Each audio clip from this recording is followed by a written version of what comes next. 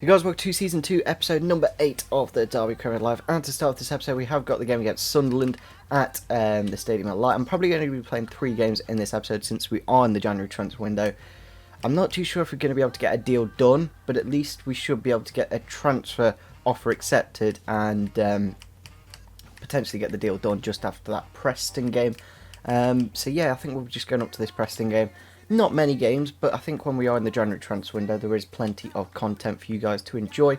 Unfortunately for this game, I believe Richard Keogh is going to be out suspended, but I'm not too sure if I'm actually going to be using the second or first team. So second, first, second. So technically we need to use the second team. So I think for this game, we'll be using our second team, and then we'll be using our first team against Norwich, because we did struggle so much in the last game. And Sunderland, I don't think are doing too well in the table. They are currently 17th. So yeah.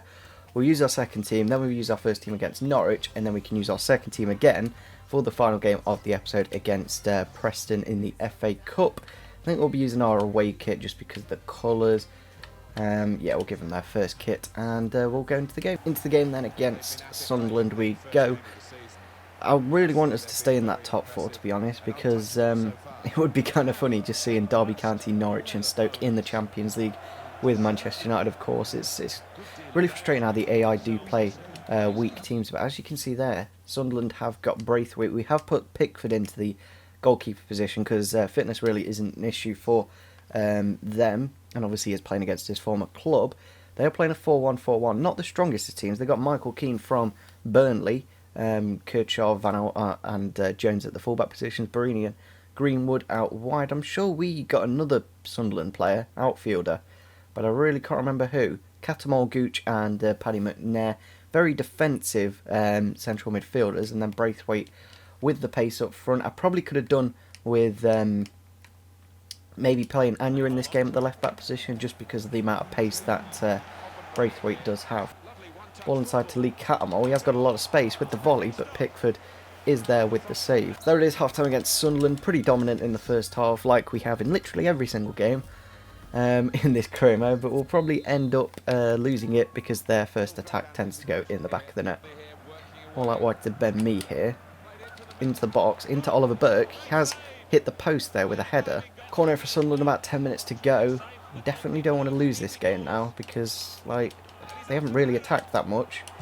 Don't know what I've done there because I've just literally gifted it them.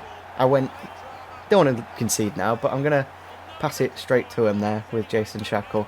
Meant to press B, pressed A for some fucking reason, and Van Arnold, we're going to have to put it on all-out attack now because we've got about 5 minutes left, which on 6-minute halves is literally nothing. And yeah, maybe we'll get a goal back. And there it is, full time against Sunderland.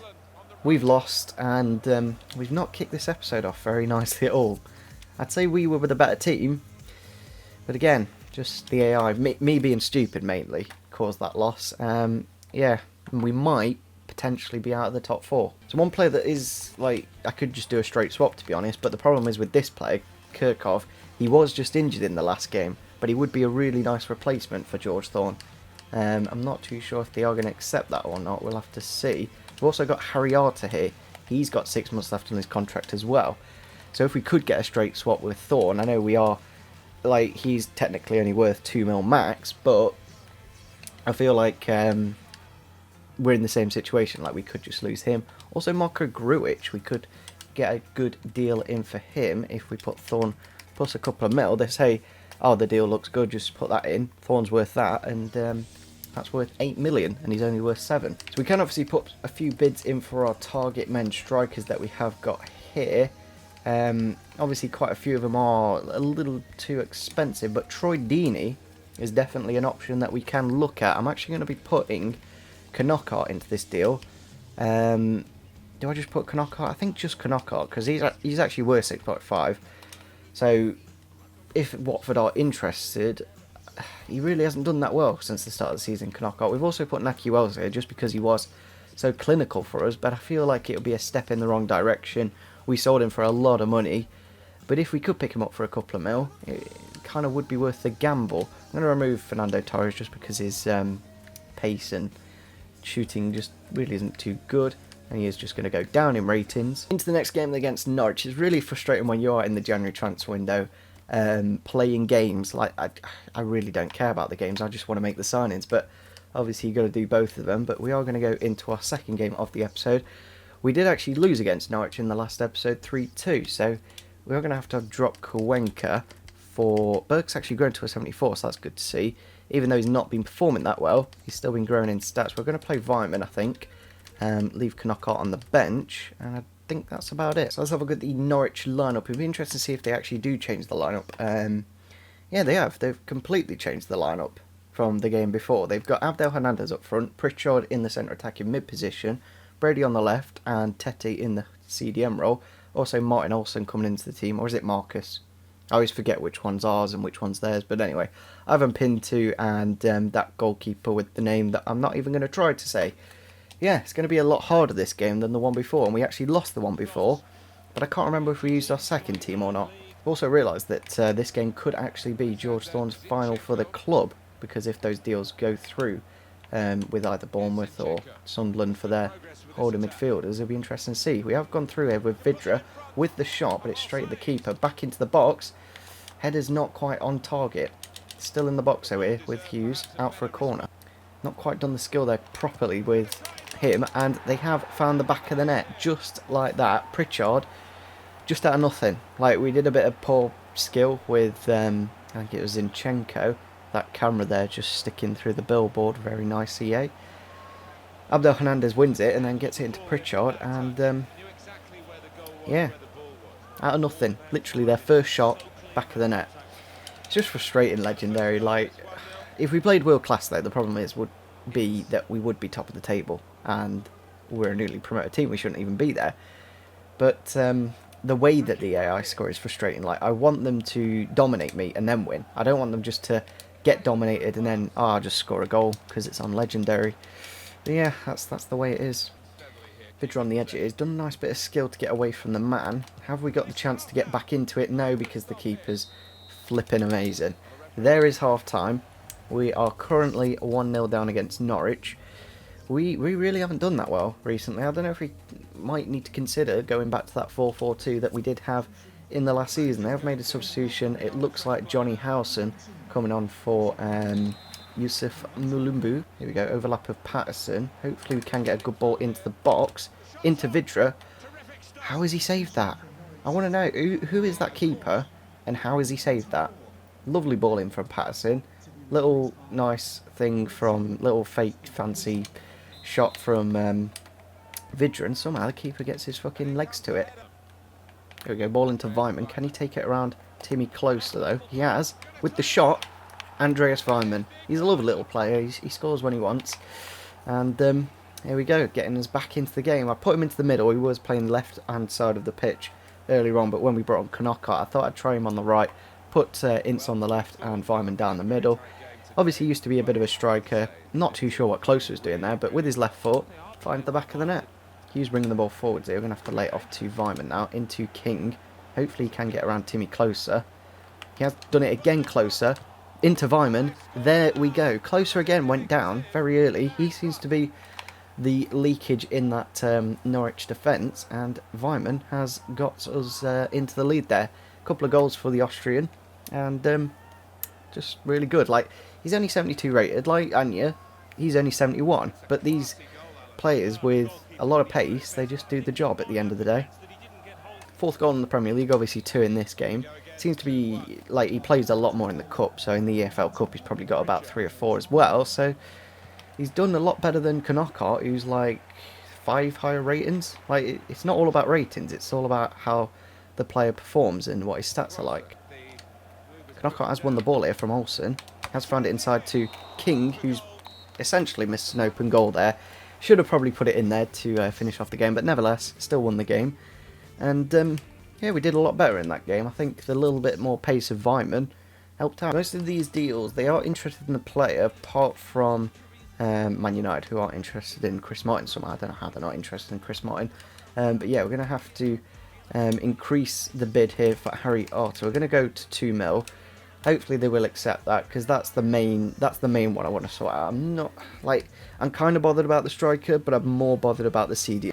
So Watford are interested in Kanaka, but they want an extra mil, so we may as well give it Troy Deeney would be a really, really good player to bring into the club. He's the kind of player that I want because he's that big target man kind of player, and he would do a really, really good job. Unfortunately, I don't quite have the money to do some of these deals. Marko Grujic, I really would like to bring in Marko Grujic, but I don't think I've quite got the players that Liverpool would be interested in. We'll stick Bryson into the deal. I know it's literally like we've gone Thorne, who's worth 6 mil, but are you interested in the players worth 1.5? Transfer offer here for Matija Vidra. Now this is actually quite interesting because I don't know, he's not done that well. But I kind of would like to keep him at the club at the same time. He's still very young. He hasn't stayed at the club for too long. We paid 8 million in real life for him. So I'm going to stick a £9 million price tag. I think that's fair. Like, he's still doing well. He's not scoring that many goals, but he's still important to the team.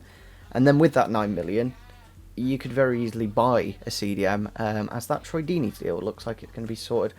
So we're going to head into the final game of the episode, but we should be able to get a deal done before the end of this episode. We are going to be using our second team. Thorne is actually suspended for the FA Cup. I'm not too sure why that is, but yeah. We'll go into the game, and hopefully we win this. I really want to win this, actually, so I'm kind of tempted to put a few of our better players into the team, just so we do actually win this. Into the final game then against Preston in the FA Cup. Obviously we've got these lovely FA Cup graphics. I would quite like to have a good FA Cup run this year, so we have actually made a few changes to the lineup. We've put Pickford in goal, we've got Demissy at left back and Knockout on the right hand side and King up front. Looking at their team, they've gone for a 5 at the back. Now that might be a bit of an issue with Beckford and Simon May up front. I don't know, it's going to be a difficult one, that's for sure. Knockout taking it past the player quite nicely there. He has got a bit of space here to run into with the shot. You've got to be putting them away, mate. I'm not being funny, but it looks like you're going to be leaving the club for Mr. Troy Deeney. Inside to Hendrick. We're going to have a go from here. Has got the shot off, and that is a lovely, lovely goal from Jeff Hendrick. What we needed just before half-time, a lovely strike. And, yeah, we have an injury to King, but yeah, Demissy just laying it off for him, touches it down, volleys it. No chance. Absolutely no chance from Anders Lindegaard. There could be a debate of offside, because that player was literally just to the right of the keeper, but he was on the floor. He was not exactly interfering with play. Here we go, Anya with the overlap. He is playing left back in this game, so he has got a nice ball into the box. Burke's won the header, and Lindegaard's had to make the save there. Last 20 minutes now. We're going to go short into Kanoko, onto the edge to Rawson. It would have been nice if we had Hendrick or someone here. Going to take the shot anyway, and it is just over the upright from the centre-back. Obviously not the best at shooting. If it was someone like Hendrick or something, probably would have been 2-0. Here we go, Christie's got the ball. Can he get a good delivery into the box, though? Has found it into Hendrick, who has finished off the game here. Last 10 minutes, I doubt they're going to be able to score a couple of goals. Jeff Hendrick, he's made the difference in this game. A lovely long shot, and then a bit of a diving header there to make it 2-0. And there it is, full time against Preston. We do win the game and go through to the next round. A couple of goals from Jeff Hendrick. That first goal especially was very nice indeed. Absolute domination. That's how I like it. Obviously we were playing against Preston, a championship, maybe even League One side. So not exactly the most difficult in the world, but the FA Cup, it is the most difficult cup competition in the world, so you never know. So we've got a transfer offer here from Arsenal for George Thorne. Now, because of his contract situation, I'm going to go slightly under his value because I don't want to lose out on money, and I think still for 5.8 that's a very good price. We have had an injury to Joshua King. He is going to be out for 3 weeks. Sprained knee. I hate it when they keep him on the pitch but they're still injured. It's kind of frustrating. We've got the contract here accepted for Harry Arter. It would be nice if we got the money, to be honest, for Thorne. But at the same time, Harry Arter, a very nice player indeed. So there you go, Watford have accepted the 1 million plus Kanoko for Troy Deeney. I think that's a really, really good signing. It's what we need in this squad, and there's not many better in that role. He is 29, but I think we'll get 2 years out of him. That's all we need. We need to get him to not next summer, but the summer after, basically. And I think we'll be able to do that. So Stoke have approached Harry Arter. I thought they've actually signed him. Luckily, he also accepted us. So we are going to bring him in. I don't want to risk losing Thorne for nothing, basically. So I'd rather get literally Harry Arter, who's essentially a similar very good player. And we can always sign Thorne at the end of the season. I think Harry Arter, very good signing indeed. I think this is actually, yeah, this is our second team. So we're going to have to look at our first team. And I might be tempted to put Hendrick in first, transfer offering it for Ben Mee, who hasn't exactly played that many games. We paid, trying to remember what we paid, I think we played 3, plus a defender that we had, but I can't remember who it was. I think it was actually Nick Blackman, who's worth about 1.2, so it was about 4-ish we paid for him. I kind of want to keep him at the club, but at the same time, he is 28 years old. We'll stick a £6 million price tag. I think that's more than enough. Obviously, his value is around 4. Also, we've had the dealer here accepted for Troy Deeney. Knockout really hasn't done that well since the start of the season, and we've got plenty of wingers. What we don't have is a goal scorer, and I think Troy Deeney is definitely that. So I think bringing in Harry Arter and Troy Deeney to finish off this episode, really good business. Also, pretty good timing because Joshua King is going to be out for 3 weeks. I think we've got a good target man here. Not the paciest, only 70 pace. 92 strength though.